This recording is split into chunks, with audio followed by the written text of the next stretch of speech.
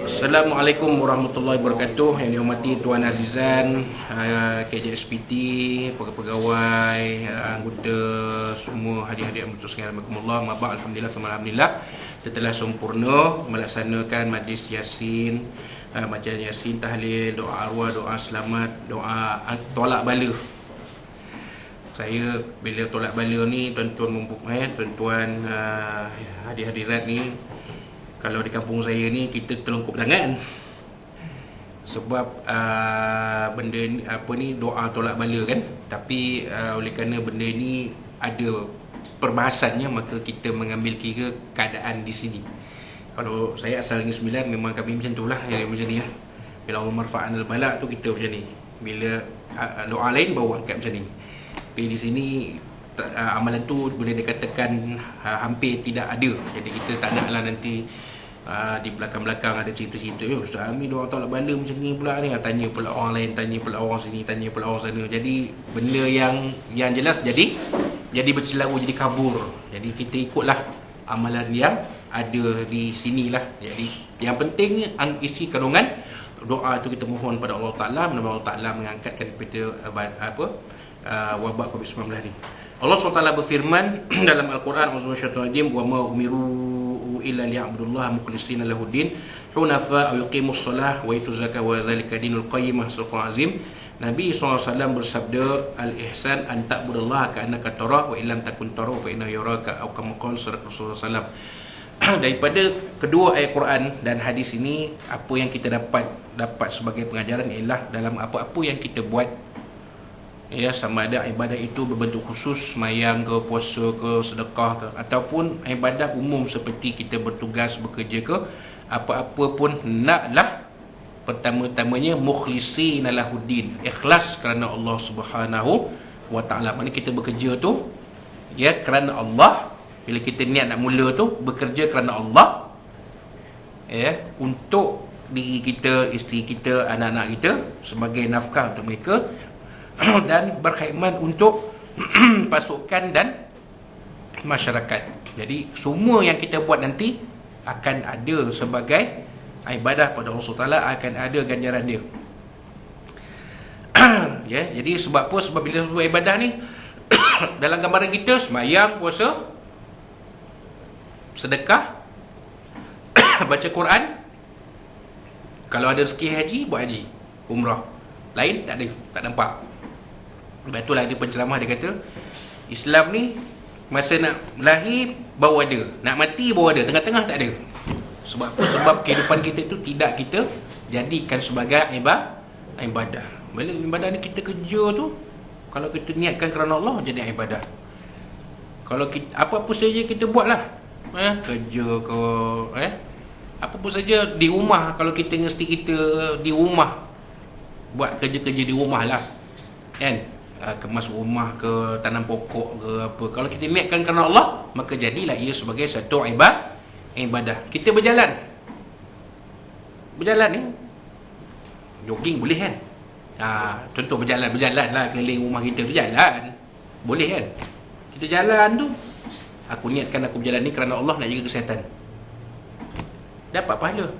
Ada di rumah, ada basikal gym, nak keluar kayu basikal, yalah keadaan kita sekarang tak mengizinkan kayu basikal kat rumah, yalah gym ada kayu saja, kau kayu basikal ni untuk kerana Allah Ta'ala, untuk kesihatan, dapat pahala.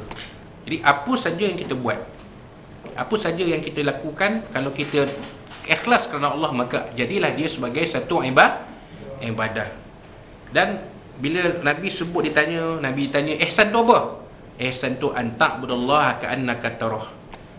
Kamu menyembah Allah, beribadah pada Allah seolah-olah kamu melihat Allah. Makna kata, bila kita bekerja, kita kena ada rasa bahawa Allah, kita boleh melihat Allah Ta'ala. Maksudnya ada hubungan dengan Allah Ta'ala. Kita tak akan mampu melihat Allah Ta'ala sebab Allah Ta'ala ni Tuhan. Sifat Allah Ta'ala, zat sifat Allah Ta'ala berbeza daripada kita. Tetapi kita boleh rasa kita ada hubungan dengan Allah. Dan Nabi kata, wa ilam takun tara fa inna yaraka. Kalau kamu tak mampu melihat Allah, dan memang kamu tak akan dapat lihat Allah Ta'ala di dunia ni. Dan maka Allah Ta'ala tu melihat kita. Sebab itu kalau khutbah Jumaat, ujung sekali tu Kan mana-mana khotib lah pergi dalam mana masjid pun. Hujung sekali apa? Wallahu ya'lamu ma tasna'un. Apa maknanya? Dan Allah Ta'ala melihat apa yang kamu usahakan, kamu kerjakan, kamu lakukan. Mana Allah Ta'ala nampak. Jadi bila kita rasa Allah Ta'ala kita rasa kita ada kaitan dengan Allah Ta'ala, bila kita rasa Allah Ta'ala melihat perbuatan kita, maka dia akan, tak payah sembang banyak-banyak lah, integriti tu akan masuk. Mana bila kita nak buat tu, bila syaitan menghasut tu, jangan. Allah Ta'ala melihat, Allah Ta'ala kira, Allah Ta'ala tunjuk nanti di padang mahsyar pada hari kiamat. Jadi bila kita nak buat satu benda tu, kita fikir. Tapi memanglah kita manusia ni memang makhluk yang tidak sempurna. Maka di situlah ada ruangnya untuk kita istighfar kepada Allah Ta'ala, minta ampun kepada Allah Ta'ala kalau ada kesalahan kita, kesilapan kita. Manalah tahu kita manusia biasa, ya Tuan Zan. Kita bukannya para Nabi, para Rasul yang maksum daripada dosa. Kadang-kadang kita buat juga, tak sedar kan. Tengah-tengah kerja tengok ada Amoy pakai seluar pendek, tengok lawa pula Amoy ni, contoh kan. Wah, kita tengok pula Amoy ni, aku nak balik, aku ni PJJ, isteri aku jauh kat KL, kat kampung ni, aku dekat Ipoh ni. Tengok Amoy jalan pakai seluar pendek pula. Allahu Akbar. Astagfirullah. Sebab dosa tu memang akan ada di mana-mana. Walaupun PKP orang tak keluar pun, tapi kadang-kadang nampak juga. Kan, pergi Pekanbaru tu tengok, malam-malam ni tak ada lah kot. Saya berkata tiba-tiba malam tak ada, tapi tak tahu siang kan. Ada pula golongan yang lelaki tak lelaki berjalan-jalan tu dengan seluar pendek apa. Kita punya perasaan manusia tu hadir di situ. Astagfirullahalazim. Memang tak dinafikan. Kita manusia biasa, kita tak boleh lepas daripada kesilapan, kesalahan dan dosa. Maka kita minta ampun pada Allah Taala. Yang pentingnya kita ingat kita buat apa-apa pun ikhlas kerana Allah, dan kita rasa Allah Taala ada, kita ada hubungan dengan Allah, dan kita ada rasa Allah Taala melihat segala apa yang kita buat. Maka insya-Allah integriti itu akan terbina. Tak payahlah pemimpin kita asyik sebut integriti ni, minggu ni sebut, minggu depan sebut, minggu lain. Tak payah. Benda tu kita dah masukkan dalam diri kita. Dan apa yang kita buat pagi ni adalah cara-cara untuk membina dalaman kita supaya sifat integriti itu akan subur dalam diri kita. Dalaman kita tu akan terisi. Kalau dalaman kita kosong, tu dah jadi itu. Sini masuk. Jadi mudah-mudahan Allah SWT memberi kekuatan kita, melindungi kita, dan insya-Allah mudah-mudahan Allah SWT akan memandu kita ke jalan yang lurus, siratal mustaqim, dan mudah-mudahan kita akan bahagia di sini, bahagia di dunia, bahagia di akhirat, dan insya-Allah kita akan tergolong dalam kumpulan orang-orang yang layak masuk ke dalam syurga Allah SWT. Jadi sekali lagi saya ucap terima kasih kepada Tuan Rizal sebagai KJSPT yang menjemput kami pagi ni. Patut orang lain, tapi masing-masing ada outstation. Jadi saya hari ni BDR asalnya, tapi saya datang juga. Tak apa, tak ada masalah. BDR tu maknanya buat apa saja di rumah. Tapi kalau ada apa-apa penugasan, kita kena buatlah.